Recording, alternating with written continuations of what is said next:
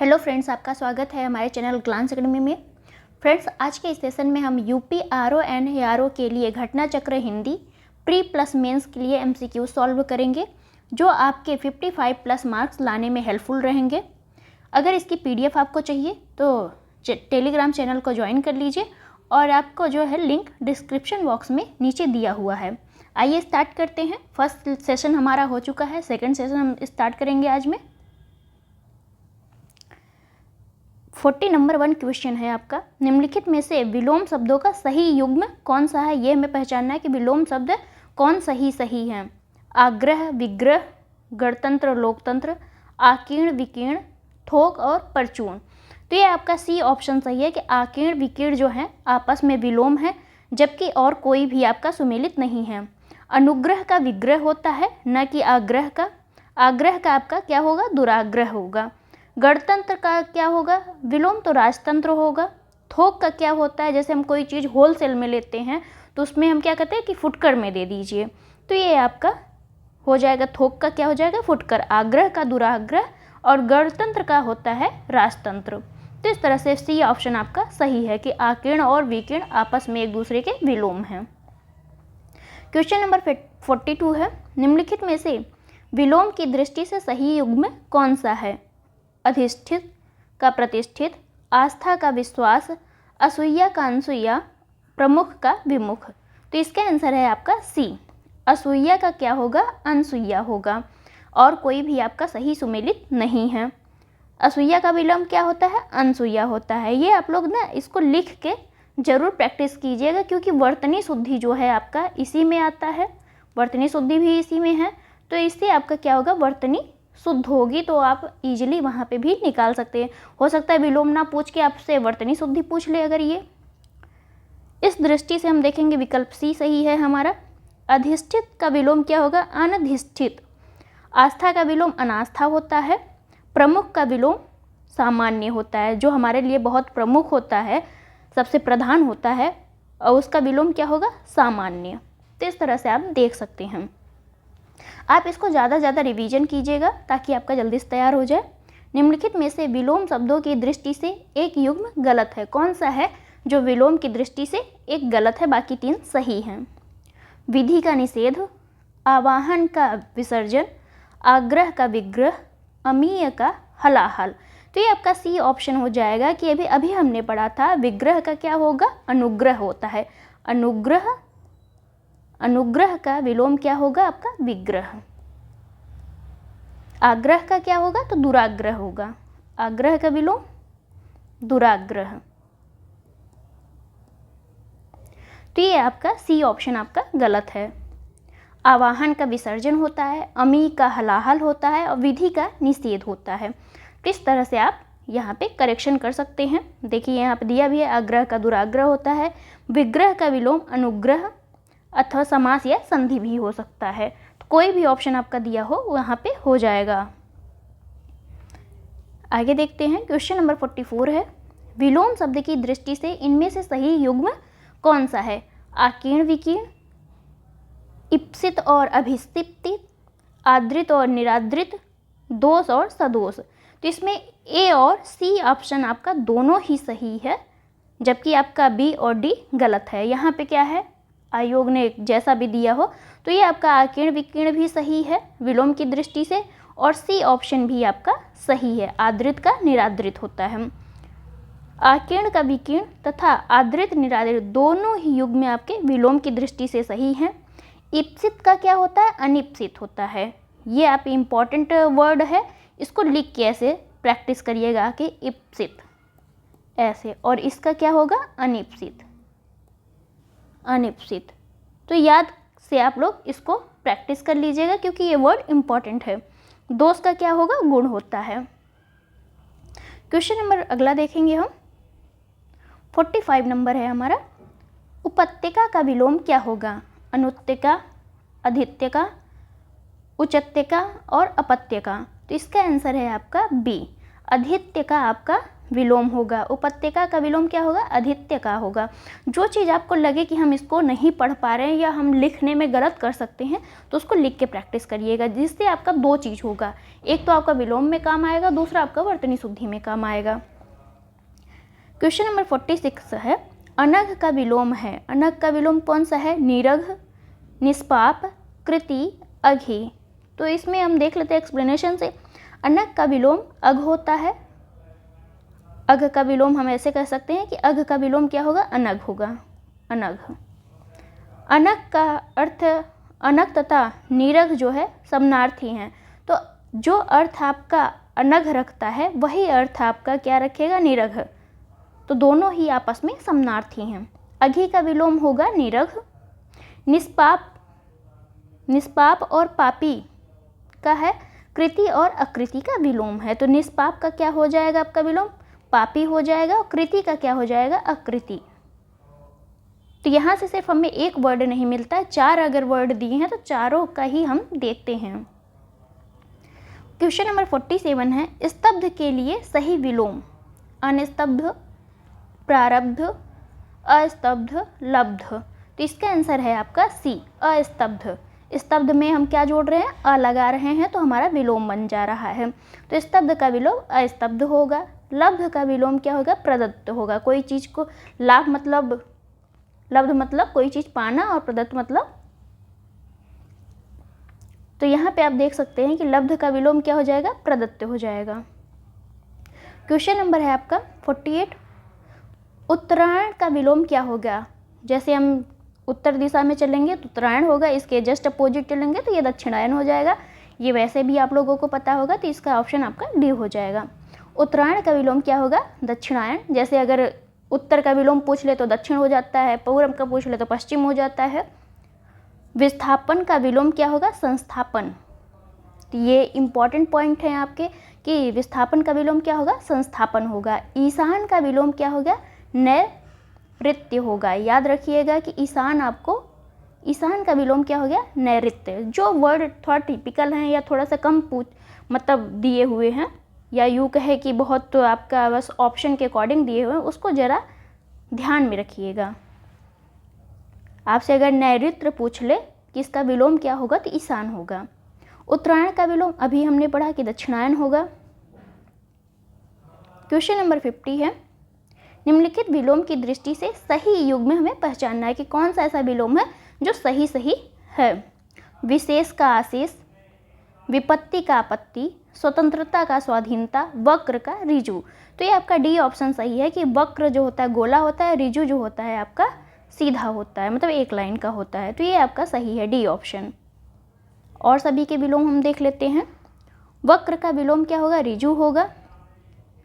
विशेष का विलोम सामान्य या साधारण होता है। विशेष मतलब आपके लिए जो बहुत विशेष एक व्यक्ति होगा, जैसे मान लीजिए आपकी गर्लफ्रेंड या मम्मी पापा आपके लिए विशेष हो जाते हैं, जबकि वहीं पे और रिश्तेदार आ जाएं तो वो क्या होते हैं? सामान्य साधारण, हाँ कोई आया है हमारे घर में, तो इस तरह से हम कह सकते हैं। विपत्ति का विलोम क्या होगा? संपत्ति होगा। विपत्ति में हमारे पास कुछ भी नहीं रहता है, यूँ कहे कि बहुत ज़्यादा तकलीफ हो जाती है या कुछ रहता नहीं रहता, उस टाइम हमें पे संकट हो जाती है, तो ये आपका विपत्ति है। और संपत्ति में हमारे पास सब कुछ रहता है। स्वतंत्रता का क्या हो जाएगा? परतंत्रता हो जाएगा। जैसे हमें सारी चीज़ों की आज़ादी होती है, लेकिन वहीं पे हमारी आज़ादी छीन ली जाए तो हम उसे क्या कहेंगे? परतंत्रता कहेंगे। स्वाधीनता और पराधीनता सेम ही है, बस थोड़ा सा वर्डिंग जो है चेंज है, लिखने का तरीका, यूँ कहे बोलने का तरीका थोड़ा सा चेंज हो जाता है यहाँ पे। तो ये सब आपके याद करने वाली चीज़ें हैं, याद रखिएगा। ऋजु का विलोम क्या होगा? तो हमने अभी पढ़ा वक्र होगा ऋजु का। साधारण है तो विशेष हो जाएगा। क्वेश्चन नंबर 52 है, अनुरूप का विलोम विरूप, प्रतिरूप, अपरूप, व्यतिरूप।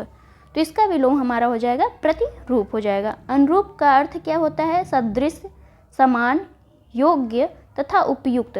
ये सभी इसके समान अर्थ हैं जो एक ही चीज़ को बता रहे हैं कि अनुरूप का मतलब होगा किसी के समान हो जाना, योग्य हो जाना, उपयुक्त हो जाना। तो ये अनुरूप का अर्थ है। जबकि प्रतिरूप का क्या अर्थ होता है? नकली या जाली, कृत्रिम तथा बनावटी, ये प्रतिरूप का अर्थ है। तो हमें जो एप्रोप्रिएट आंसर मिल रहा है इस ऑप्शन के अकॉर्डिंग, वो सबसे अच्छा क्या है, प्रतिरूप है। इसलिए अनुरूप का विलोम क्या माना जा रहा है, प्रतिरूप माना जा रहा है। और अपरूप का अर्थ होता है भद्दा, कुरूप, बदशकल। तो विरूप का अर्थ होता है आपका कुरूप, भद्दा, श्रीहीन या शोभाहीन।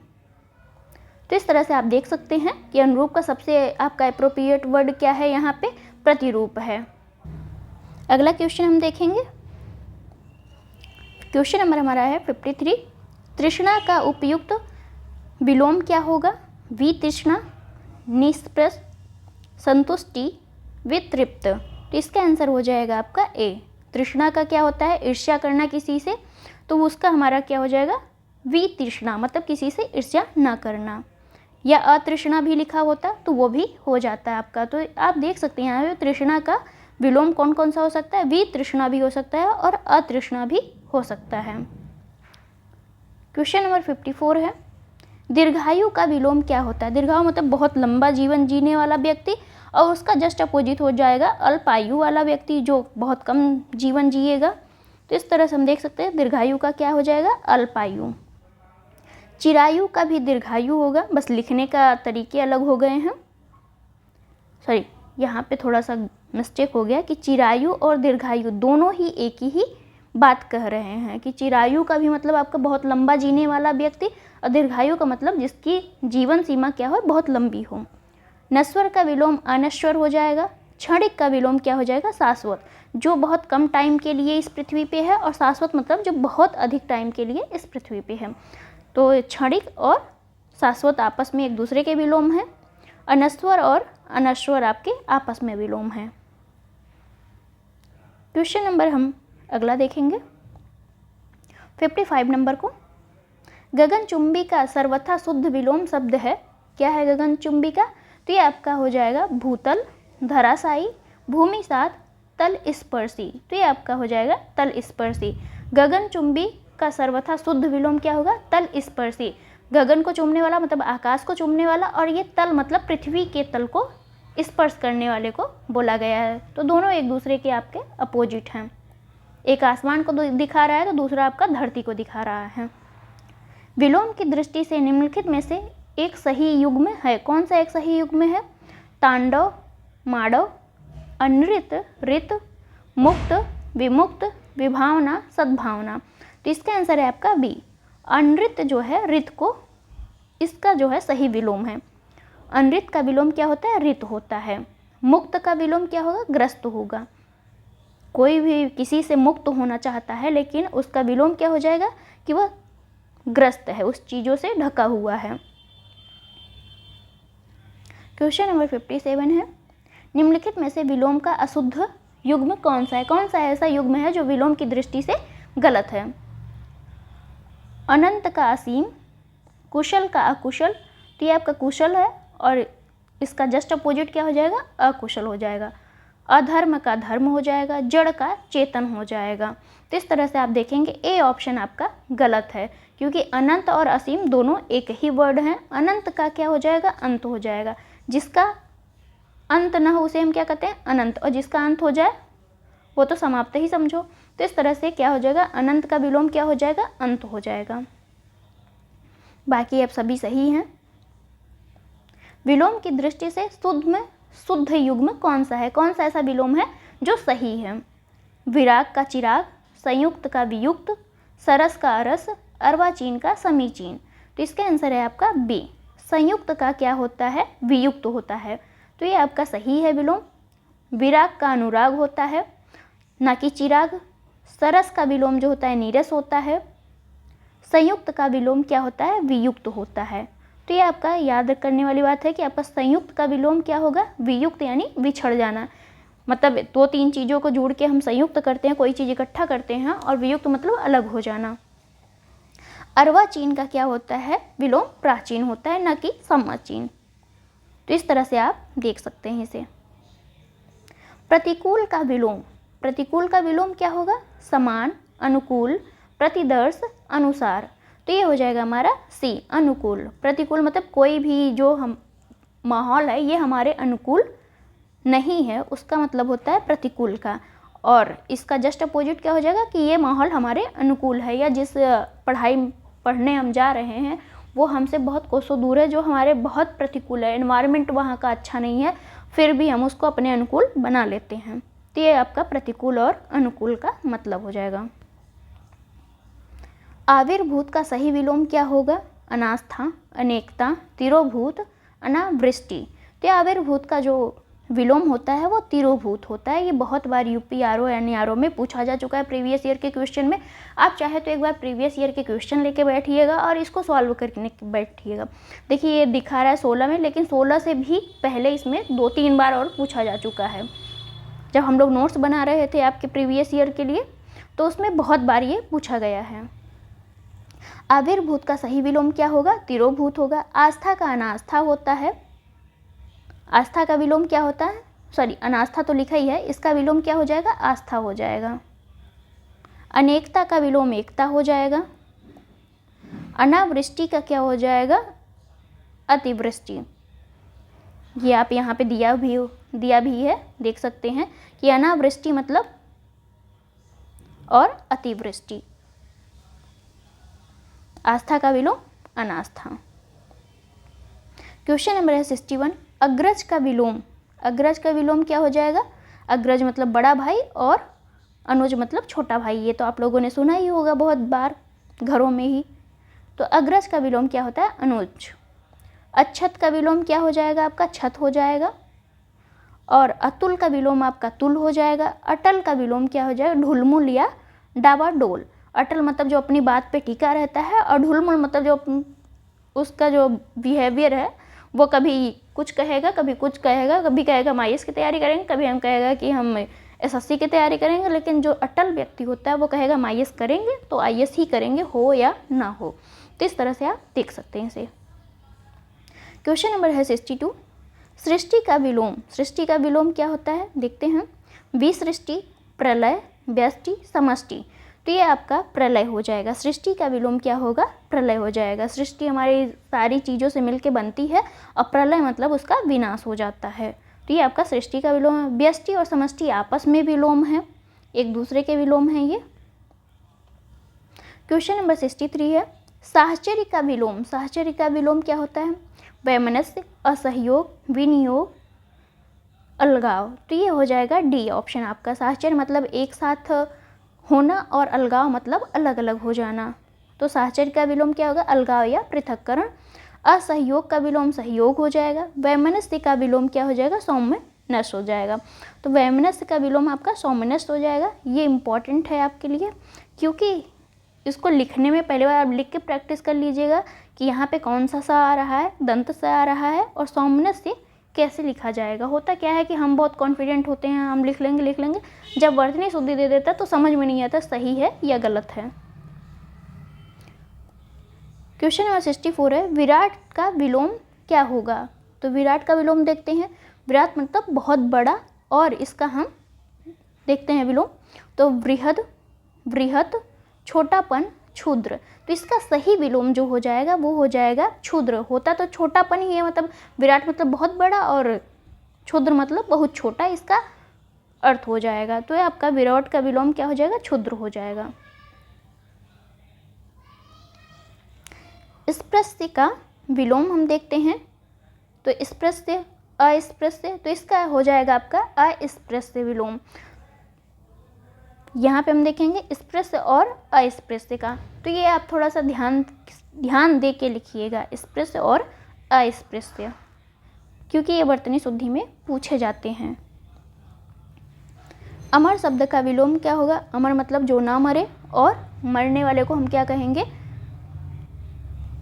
ये आपका विलोम हो जाएगा। तो यहाँ पे एक एप्रोप्रिएट वर्ड है मर्त्य, जबकि मृत्यु भी हो सकता है अमर का, लेकिन यहाँ पे जो वर्ड दिया है मर्त्य वो ज़्यादा सही है, क्योंकि अमर जो है आपका शायद संस्कृत वर्ड है और मर्त्य भी आपका संस्कृत वर्ड है। तो ये आपका आपस में विलोम हो जाएंगे। मरण का क्या हो जाएगा? जीवन हो जाएगा। मृत्यु का विलोम क्या हो जाएगा? जन्म हो जाएगा। मृतक का विलोम क्या हो जाएगा? मृतक का अर्थ होता है मरा हुआ, तो मृत का विलोम क्या हो जाएगा? जीवित हो जाएगा। यहाँ थोड़ा सा क्या होता है ना, आपके वर्ड से बहुत सारी चीज़ें अलग हो जाती हैं। कह तो वही चीज़ रहा होता है, आपका मरण का मतलब भी मरना हुआ, मृत्यु का भी मतलब मरना हुआ, मर्त्य का भी मतलब मरना हुआ, लेकिन सबके तरीके क्या हैं, कोई संज्ञा से बना है, कोई सर्वनाम से बना है, कोई विशेषण से बना है, इस तरह से ये अलग हो जाते हैं। तो याद रखिएगा, अमर का विलोम मर्त्य होगा, मरण का विलोम जीवन होगा, मृत्यु का विलोम जन्म होगा, और मृतक का विलोम क्या हो जाएगा, यहाँ पे मृत का विलोम क्या हो जाएगा, जीवित हो जाएगा। उक्त शब्द का विलोम हमें बताना है, तो उक्त का विलोम क्या होता है, अनुक्त होता है। उक्त का विलोम आपका अनुक्त होता है। उपयुक्त का विलोम अनुपयुक्त होता है, अनु शब्द जोड़ के बनाया गया है। उपर्युक्त का शाब्दिक अर्थ क्या होता है, जिसका उल्लेख ऊपर हो चुका हो, जबकि विलोम क्या होगा इसका, उपयुक्त का, तो अधोलिखित या निम्नलिखित होगा। तो आप ये देख लीजिएगा कि उपर्युक्त का विलोम क्या होगा, अधोलिखित या निम्नलिखित। क्वेश्चन नंबर 68 है, अंतर्मुखी का विलोम क्या होगा। अंतर्मुखी का विलोम हो जाएगा आपका बहिर्मुखी। अंतर्मुखी का विलोम क्या हो जाएगा, बहिर्मुखी। वाचाल जो बहुत ज़्यादा बोलता है, मूक मतलब जो बिल्कुल नहीं बोलता है, बहुत कम बोलता है। क्वेश्चन नंबर है 69, राजा शब्द का विलोम क्या होगा। तो राजा का रंक भी होता है, गरीब भी होता है, अब डिपेंड ऑन आपके ऑप्शन के अकॉर्डिंग हो जाता है। तो यहाँ पे सी ऑप्शन सही है आपका। राजा का विलोम रंक होता है, गरीब का अमीर होता है। क्वेश्चन नंबर 70 है, आकाश शब्द का विलोम क्या है। आकाश मतलब आपका आसमान वाला, जो धरती से ऊपर हम देखते हैं, और इसके नीचे हम चले जाएंगे पाताल, तो वो हमारा विलोम हो जाएगा। तो आकाश का विलोम आपका पाताल हो जाएगा। आकाश का विलोम क्या होगा, पाताल होगा, अभी अभी हमने पढ़ा। क्वेश्चन नंबर 72 है, सगुण शब्द का विलोम। सगुण शब्द का विलोम क्या होगा, तो निर्गुण हो जाएगा आपका। सगुण शब्द का विलोम निर्गुण होता है। सगुण मतलब जो मानने वाला हो किसी को, और निर्गुण मतलब जो किसी को न मानता हो। जैसे आपका एक सगुण धारा है और एक निर्गुण धारा है, तो कबीर आपके निर्गुण वाले में आते हैं, और जो राम भगवान कृष्ण को मानते हैं वो किस में आते हैं, सगुण धारा में आते हैं। गुण का क्या होता है विलोम, तो अवगुण होता है, दुर्गुण होता है। सॉरी, यहाँ पे थोड़ा सा मिस्टेक हो गया आपका, कि गुण का विलोम जो होता है अवगुण होता है, जबकि दुर्गुण का विलोम सद्गुण होता है।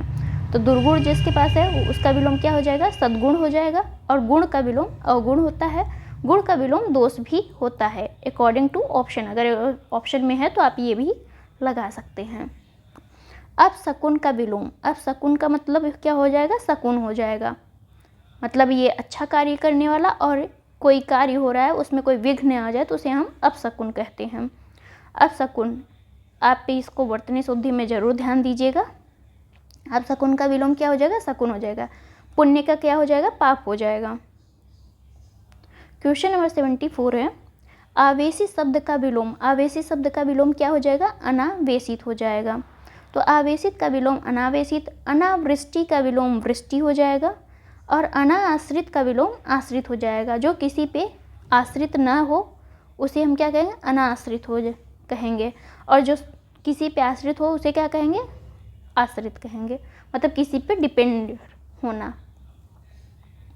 क्वेश्चन नंबर 75 है, अर्जन शब्द का विलोम। अर्जन मतलब किसी चीज़ को प्राप्त करना, और व्ययन मतलब आपका खर्च करना। तो अर्जन का विलोम क्या हो जाएगा, व्ययन हो जाएगा। अर्जित का विलोम क्या होगा, अनर्जित। अमृत का विलोम आपका विष हो जाएगा। अनर्थ का विलोम अर्थ हो जाएगा। क्वेश्चन नंबर 76 देखते हैं, कथित शब्द का विलोम। कथित शब्द का हमें विलोम देखना है। तो कथित मतलब कहना किसी चीज़ को, अकथित मतलब किसी को कुछ भी न कहना।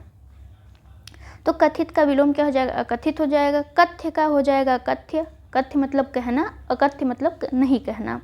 कथनीय का विलोम अकथनीय। ये बस वर्ड चेंज करके पूछ रहा है, बाकी कह एक ही चीज़ रहा है, आपका मीनिंग भी सेम है, बस थोड़ा सा आपका वर्ड को चेंज कर करके बता रहा है। कि हो सकता है कथनीय पूछ ले तो आपका अकथनीय हो जाएगा, कथ्य पूछ ले तो अकथ्य हो जाएगा, कथित पूछ ले तो अकथित हो जाएगा। प्रच्छन्न शब्द का विलोम क्या है, प्रत्यक्ष, प्रतिपन्न, अप्रतिबद्ध, गौण। तो इसका आंसर है आपका बी। प्रच्छन्न का मतलब क्या है, प्रतिपन्न है। यहाँ पे हम देखते हैं, एक्सप्लेनेशन देख लेते हैं। प्रच्छन्न का अर्थ है ढका या लपेटा हुआ, छिपा हुआ अथवा गुप्त। प्रच्छन्न का कुछ भी आप अर्थ निकाल सकते हैं कि ढका हुआ या लपेटा हुआ, छिपा हुआ या गुप्त। प्रच्छन्न मतलब क्या होता है? गुप्त होता है। प्रतिपन्न का अर्थ होता है अवगत, ज्ञात या अंगीकृत। तो ये आपस में एक दूसरे के विलोम हो सकते हैं क्योंकि अर्थ इनका सेम है। प्रच्छन्न का विलोम क्या हो जाएगा? प्रतिपन्न हो जाएगा। प्रकट का विलोम प्रकट तथा अप्रच्छन्न भी होते हैं। तो प्रच्छन्न का विलोम प्रकट भी हो सकता है और अप्रच्छन्न भी हो सकता है। प्रत्यक्ष का विलोम अप्रत्यक्ष या परोक्ष होता है, जो भी दिया रहे। प्रत्यक्ष का विलोम अप्रत्यक्ष या परोक्ष भी हो सकता है। अप्रतिबद्ध का विलोम प्रतिबद्ध होता है। गौण का विलोम क्या हो जाएगा? प्रमुख हो जाएगा। क्वेश्चन नंबर 78 है, निम्नलिखित में से कौन सा शब्द प्रभावी का विलोम नहीं है? प्रभावी का विलोम नहीं है। अप्रभावी, निष्प्रभावी, अप्रयुक्त, प्रभाव शून्य। तो सी ऑप्शन आपका सही है कि प्रभावी का विलोम आप अप्रभावी भी लगा सकते हैं, निष्प्रभावी भी लगा सकते हैं और प्रभाव शून्य भी कह सकते हैं। जबकि अप्रयुक्त का विलोम क्या हो जाएगा? प्रयुक्त हो जाएगा। शेष सभी आपके प्रभावी के विलोम हैं। क्वेश्चन नंबर 79 है, पाश्चात्य शब्द का विलोम। पाश्चात्य शब्द का विलोम हमें देखना है। परिष्कृत, पारदर्शी, पौरसत्य और पुलसत। तो ये हो जाएगा आपका पौरसत्य, आपका पाश्चात्य का विलोम हो जाएगा। पाश्चात्य का विलोम आपका कौन है? पौर्वात्य या पौरसत्य। जो भी ऑप्शन में दिया रहे दोनों में से कोई भी एक हो सकता है। हो सकता है आपका पौर्वात्य का विलोम पूछ ले तो आप पाश्चात्य लगा दीजिएगा। उल्टा करके भी तो पूछा जा सकता है, ऐसा नहीं सिर्फ पाश्चात्य दिया तो आपका पौर्वात्य या पौरसत्य ही देगा। ये भी बहुत इम्पॉर्टेंट है कि आपको दोनों एक तरह से आने चाहिए। क्वेश्चन नंबर 80 है, इनमें से अश्लील शब्द का विलोम क्या है? अश्लील, सलील, दुस्सलील, विसलील, कुसलील। तो यह हो जाएगा आपका सलील। अश्लील और अश्लील का विलोम क्या हो जाएगा? सलील हो जाएगा। अश्लील मतलब बहुत गंदा या भद्दा चीज़ें, अश्लील मतलब सभ्य चीज़ें। तो इस तरह से आप देख सकते हैं। हमने 80 नंबर क्वेश्चन तक सॉल्व किया। और वीडियो आपको कैसी लगी प्लीज़ कमेंट बॉक्स में ज़रूर आंसर करें। कोई भी सुझाव और कुछ भी आपको पूछना हो तो आप कमेंट बॉक्स में कमेंट करके पूछ सकते हैं। Thank you for watching. मिलते हैं आपसे नेक्स्ट वीडियो में। Thank you.